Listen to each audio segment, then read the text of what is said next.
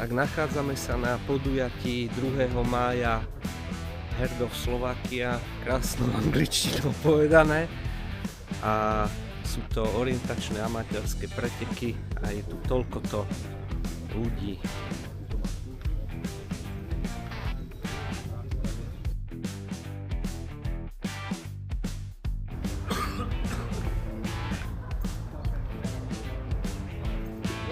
No, takáto krása. Počasie azúro.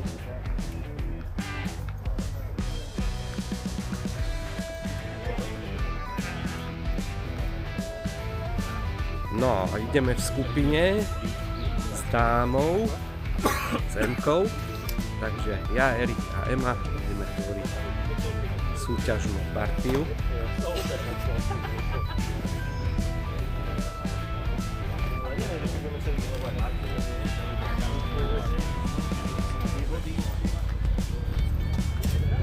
Tu sú tie najkrajšie motorky, robí sa roadbook, nech sa páči.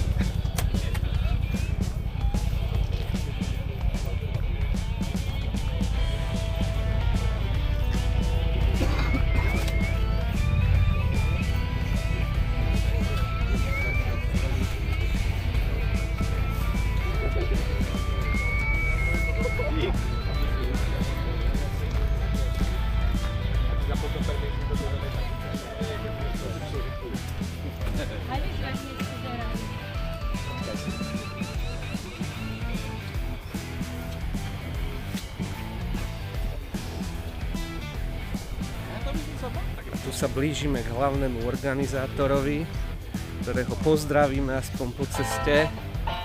Ahoj. Čau, pozdravujem, no nech to krásne, počasie si vybavil úžasné. Čo viac treba, už nech sa nás čo najviac vojde do cieľa potom. No, držím palce. Prúčam, na vrchu je šípočka, stiahnuť si tento roadbook, aby ste neboli odkázaní všade na internet a nemuseli teda vám ho v kuse načítavať z internetu, budete ho mať v telefóne. Každý bod, alebo teda checkpoint, máte zaznačené GPS súradnice, ak vám náhodou nepôjde, bude to teda na vás, aby ste to našli podľa nejakej tej indície. Celých tých 30 checkpointov prejsť dnes nedokážete. Boli by ste asi veľkí frajeri, alebo by ste museli trošku porušiť dopravné predpisy. Poprosím vás všetkých dodržiavať tie dopravné predpisy. Od včera máme vyššie sadby pokút, takže aby vás to potom nestáhlo veľa. Prosím, všetci idete na vlastnú zodpovednosť, takže naozaj, ak je tam značka zákaz vjazdu, zastavte tú motorku, kúsok sa k tomu bodu prejsť.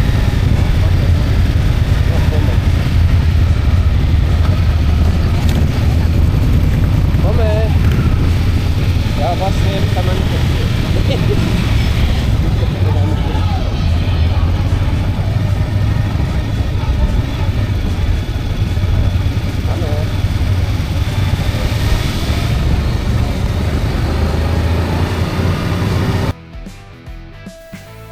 Takže ako vlastne samotná súťaž, pretek Heart of Slovakia vyzeral?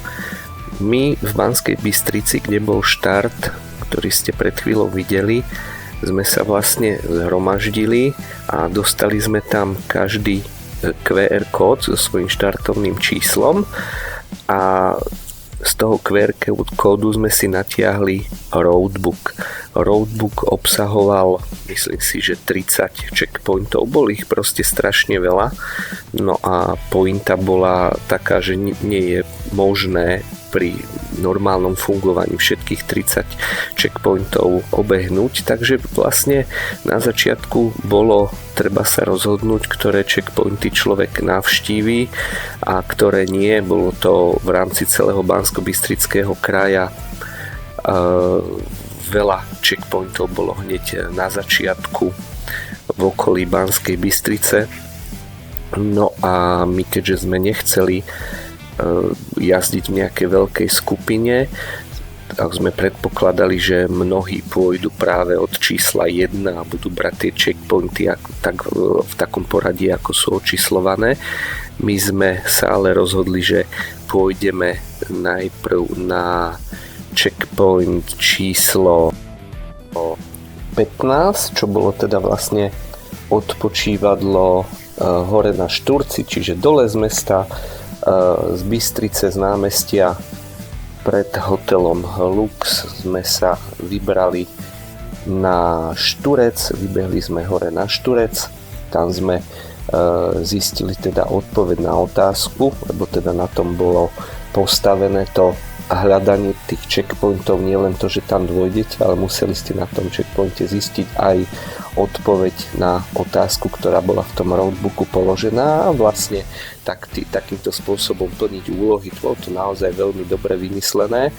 Tak myslím si, že na Šturci bolo napríklad zistiť farbu turistickej značky, ktorá smeruje už nevie kam, a tá bola červená, takže bolo to u riešení checkpointu 15 bolo farba červená. No a odtiaľ sme sa presúvali teda na ďalšie checkpointy. Nemali sme spravený presne plán, podľa ktorého sme išli. Vždy sme to robili tak, že došli sme na to konkrétne miesto, kde sme teda chceli sa dostať. No a tam sme sa rozhodli, kam pôjdeme ďalej. Všade sme stretávali motorkárov, ktorí teda jazdili buď s nami tieto orientačné preteky, alebo boli tam len náhodne, proste bol to deň ako stvorený na motorku, takže sme potom išli ďalej do Španej doliny, tam som napríklad nikdy nebol, bolo tam nádherne. Potom sme boli na Šachtičkách, potom sme sa presúvali do slovenskej Ľubče, tam sme zasa mali zistiť niečo na hrade. No a musím povedať, že bolo to aj také ťažšie, lebo jednak nepoznal som tie trasy naspamäť, všetko sme riešili cez navigáciu, ktorá teda niekedy aj robila celkom somariny. Takže sme aj poblúdili, no ale nevadilo to, lebo cesta bola nádherná, plne počasie ideálne, nebolo moc horúco a všade bolo veľa krásnych vecí na obzeranie. Keďže už na tom 3. checkpointe sme zistili, že už sme aj celkom unavení, tak sme sa potom vlastne stavili okolo 11. na nejaké jedenie, ešte stále v tej bystrickej oblasti, a tam sme sa vlastne rozhodli, že nechceme úplne zbierať tie checkpointy takto vo veľkom, lebo v tom okolí to bolo tak, ja neviem, že 15 km checkpoint, 15 km, 20 km, proste tam vždy to bolo také, že ich bolo hrozne veľa tam po okolí a on to bolo celkom aj únavné a sme si vraveli, že chceme si teda zacestovať. Tak sme sa potom rozhodli, že pôjdeme až do Telgartu na checkpoint, ktorý bol Chmarošský viadukt pri obci Telgard. To bol hodný kus, zhruba tak 1,5 hodiny cesty. Tak sme sa rozhodli teda, že tadeto pôjdeme a cestu mi sprievňovala moja rezerva na motorke, keďže som mal benzín, jednu paličku nad rezervou a po ceste sme nenašli absolútne žiadnu pumpu, takže ja som v podstate z máličko benzínom išiel teda do Telgartu.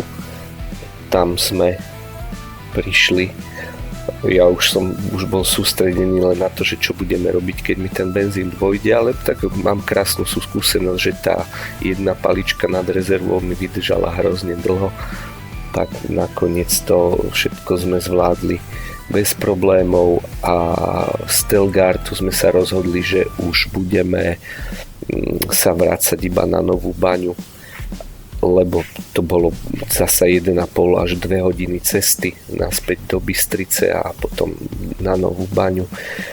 Sme chceli byť tak o 5:00 v motokempe pri Tajchu Novej Bani, kde teda podujatie končilo. No a bohužiaľ po ceste zistil, že sa mi zaplnila na kamere pamäť.